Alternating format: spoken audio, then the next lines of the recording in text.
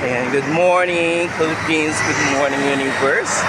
I'm back ang inyong beauty cave na maghatid muna sa inyo ng balita tungkol sa kalsada natin. So ayan guys, habang naglalakad tayo dito, syempre kailangan ko mag-update ng ating kalsada kung mag-traffic po or hindi. So Friday na ngayon, so ayan guys, ito yung kahabaan ng MacArthur Highway. So yun. So ayan, wala masyadong walang mga sasakyan. So pwede kayong gumala ng gumala, no? Pero mamaya asahan nyo guys, mga bandang 8 o'clock is very traffic area na tayo, no? Ayan. Ay! Grabe yun, ha? Pag ikay sumalpok, ewan ko na sa'yo kung saan ka dadamputin, no? So ayun guys, no? Dito lang tayo sa, syempre, kung saan naglalakad yung mga human people, no? Kasi baka mamaya mapaybo na tayo sa kalsada, lumaragasa yung mga motor. Oh, ayan.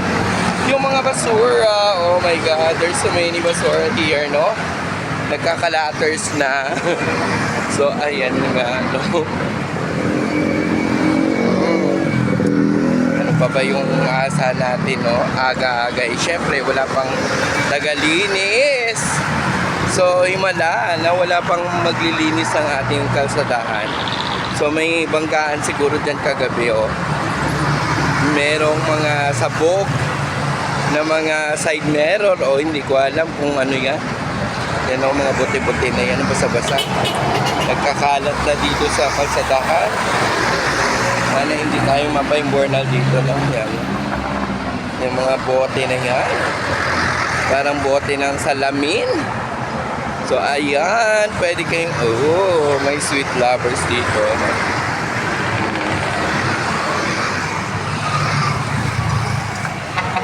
So, ayan, guys, no?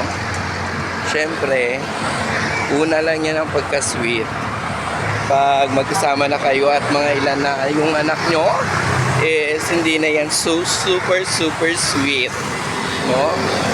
So ayan, bantayan nyo yung mga ang pagka-sweet niya ni ano, no? So ayan, rumaragasa yung ating mga motor dahil wala nga mga malalaking sasakyan sa araw na ito, no?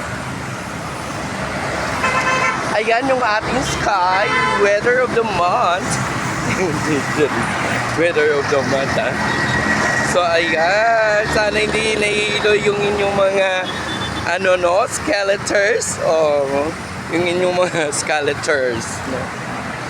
Sa aking vloggers. Ayan guys, no? So malayo-layo pa tayo eh. So ito yung way. Ayan. Street yan doon. Kala kayo dyan kung anong street yan, hindi ko rin alam yun. Ano pala yun, RT. Yun na RT doon.